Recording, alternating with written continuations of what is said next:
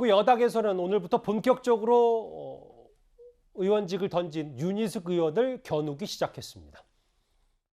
윤 의원이 KDI 근무하면서 얻은 정보를 가지고 가족과 공모를 해서 투기한 것이 아닌지 합리적 의심을 가질 수밖에 없고요. 저는 KDI가 국가 주요 정책을 다 용역을 하기 때문에 KDI의 임직원들 부동산 투기 전수조사를 반드시 해야 한다. 그 당시에 농사를 짓기 위해서 몇천 평의 땅을 그 어르신께서 구입을 했다는 건데 세종시의 그 개발 호재가 있는 지역 아닙니까? 권익위에서 지적한 문제 이상의 다른 문제 소지가 있다면 그 조사를 좀 받아야 되겠죠. 명확하게 좀 가려야 될 필요가 있어요. 예, 대선 주장 가운데 한 명인 김두관 의원은 윤 의원의 부동산 투기 사건은 LH는 피람이고 KDI가 몸통이다. 윤 의원이 2016년까지 근무했던 KDI가 그 땅의 개발 관련 연구나 실사를 주도했기 때문에 이 부분을 들여다봐야 된다라는 게 여당 의원의 주장입니다.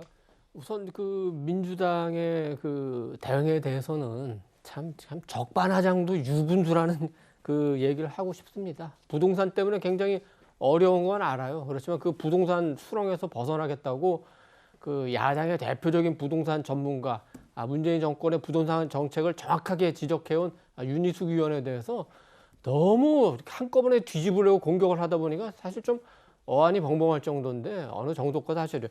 지금 윤희숙 의원을 어떻게든 이번 아버지의 농지 구입과 연결을 시켜서 의혹을 제기하려고 그러는데 우리 시청자분들의 이해를 돕기 위해서 제가 딱 4가지만 말씀을 드리겠습니다. 예. 일반 산단 5개의 그 농지가 둘러싸여 있다. 1개만 국가 산단이고 나머지 4개는 그 일반 그 산단인데 일반 산업단지요.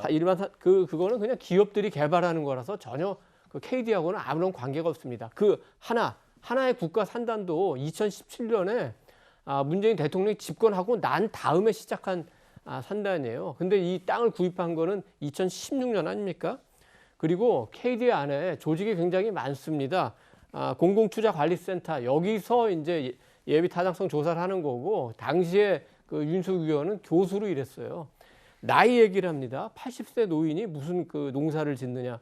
지금 우리 귀농하시는 분 그 연령을 보면은 65세 이상이 한 47%, 그다음에 70세 이상이 33.5%입니다. 충분히 가능해요. 지금 80세가 넘은 김종인 그 전 비대위원장, 지금 80세가 넘은 박지원 지금 국정원장 활약하시는 거 보면은 80세 넘었다고 아무 일도 못한다 이렇게 얘기할 수는 없는 거 아닙니까? 그래서 지금 약간 이해는 갑니다. 어떻게든 윤희숙 의원만 잡으면 우리가 이 부동산 수세에서 벗어나서 공세로 취할 수 있다.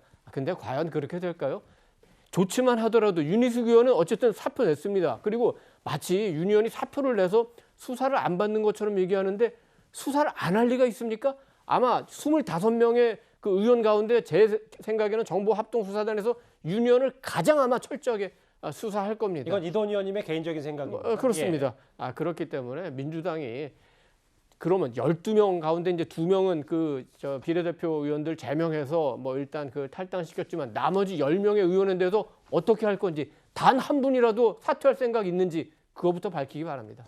근데 장혜철 평론가님, 앞서 김두관 의원 말고도 양이원영 의원 있잖아요. 이번에 권익위 투기 불법거래 의혹으로 제기가 되면서 민주당에서 제명 조치된 의원도 윤희숙 의원에게 사퇴쇼라고 했다. 이런 평가를 했습니다. 그러니까 양이원영 의원 같은 경우는 모친의 농지 구입 과정에서 11개의 필지를 지분 쪼개기라는 이 굉장히 부동산 고수들이 쓰는 이 지분 쪼개기 방식으로 구입한 게 논란이 되면서 제명 조치가 취해졌죠. 그런데 지금 당적은 없이 무소속입니다만 이재명 지사의 대선 캠프에서 탄소중립위원장이라는 이 위원장급이라는 중책을 또 맡고 있다고 합니다.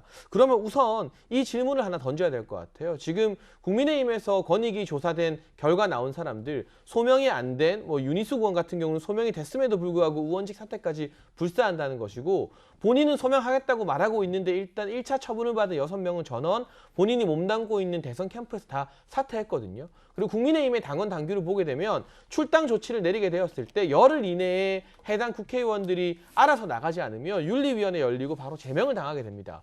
민주당보다 훨씬 엄격한 당원 당규가 집행되는 것인데 민주당은 아시는 것처럼 2명의 비례대표 의원 제명된 거 외에 10명 중에 단 1명도 탈당을 하지 않았고 제명된 비례대표인 양이원영 의원 같은 경우도 지금 수사가 어느 정도 진척됐는지는 모르겠지만 버젓이 주요 대선 주자의 캠프에서 위원장으로 활동을 하고 있습니다.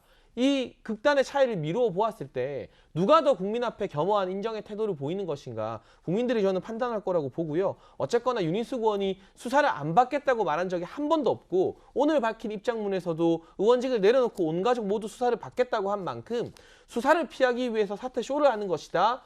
그 말을 하려면 제가 아까 앞서 말한 것처럼 이게 쇼가 안 되게 사퇴하게끔 민주당에서 찬성 당론에서 표결하시면 됩니다. 한번 그 표결의 후폭풍이 두렵지 않으시면 지금이라도 아니면 내일이라도 본회의 열어서 알겠습니다. 찬성해서 윤희숙 의원 한번 사퇴시켜 보시라. 이런 말씀을 저는 민주당에게 드리고 싶습니다. 양 대변인님, 국민의힘 입장에서는 이 의원직을 던진 윤희숙 의원과 김의겸 열린민주당 의원을 어떻게 비교 논평하시겠습니까? 이 권익위에서 발표한 자료로 돌아가 보면은 권익위에서 이제 그 윤 의원에게 지금 해명했던 결과는 농지법 위반 의혹하고 주민등록법 위반 의혹이에요. 거기에 이제 플러스 알파로 해서 이제 근거 없는 억측들이 나오고 있는 것인데 김의겸 의원 같은 경우에는 권익위에서 내렸던 게 애초에 업무상 비밀 이용 의혹이란 말입니다. 이것이 바로 그 LH 사태에서 문제가 됐던 핵심 내용, 내부 정보를 활용한 것 아니냐라는 의혹을 권익위에서 제기한 거란 말이죠. 근데 이것에 대해서 당 입장에서 검토해 보니까 당 차원 조처가 없다 하고 치웠단 말입니다.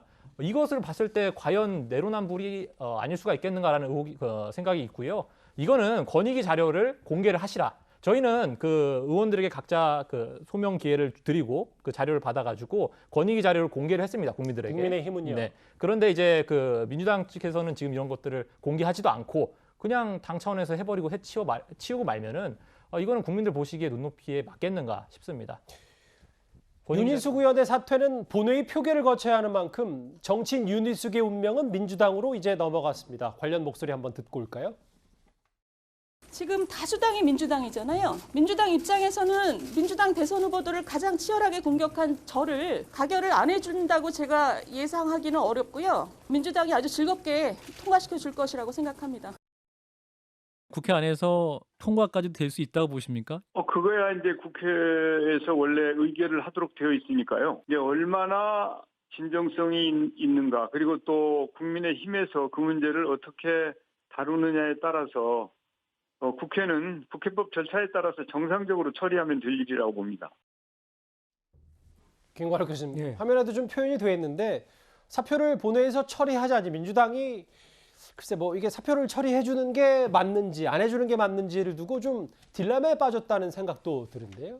저는 윤희숙 의원이 즐겁게 통과시켜 줄 것이다라는 표현은 굉장히 부적절하다고 생각을 해요. 아하. 그것이 어떻게 통과가 되건 기본적으로 이제 본인이 치열하게 이제 부동산 문제를 지적을 했고 그렇기 때문에 민주당에서 통과시켜 줄 것이다라고 얘기하는데 이게 사퇴를 결심한 사람의 어떤 자세인가라는 부분을 생각하지 않을 수가 없어요. 그래서 저는 이번에는 이 양당이 사실상 민주당, 국민의힘당 모두가 실질적으로 지금 지적돼 있는 분들이 12명 돼 있잖아요. 다 출당 조치하고 실질적으로 이 부동산 이슈는 굉장히 사실 국민들의 어떤 분노를 일으키는 부분입니다. 출당이든 뭐든 가장 강력한 어떤 조치들을 양당에서 다 하고 그 다음에 뭐 다른 얘기들을 하는 것이 맞다 이렇게 생각하고 그 과정 속에서 저는 윤희숙 의원 같은 경우도 민주당이든 뭐 국민의힘당이든 표결 처리해서 사실상 이거는 누가 그러고 찬성을 하고 누가 반대를 했는지를 좀 국민들에게 보여주는 그런 투표를 한번 해봤으면 좋겠어요. 정치권의 여러 주목을 받고 있는 윤희숙 의원 부동산 투기 의혹과 관련돼 의원직 사퇴하기까지 하나하나 만나봤습니다.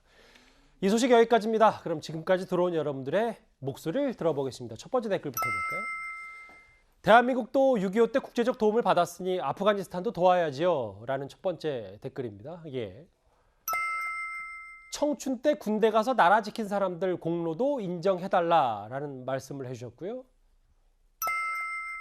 숙명여고 쌍둥이들도 재판에 넘겨졌는데 이건 범죄도 이중잣대다.